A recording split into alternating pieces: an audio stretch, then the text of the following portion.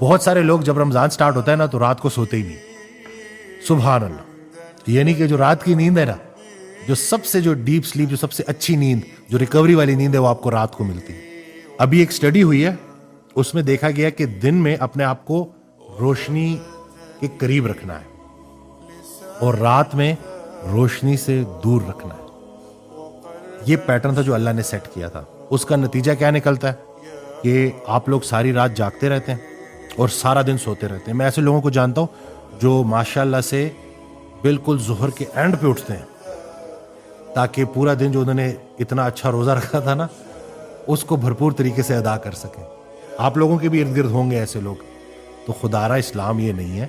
ہم نے 5 وقت نماز کو اور اٹھنے بیٹھنے کو جو ہے ہم نے نام دے دیا اسلام کا.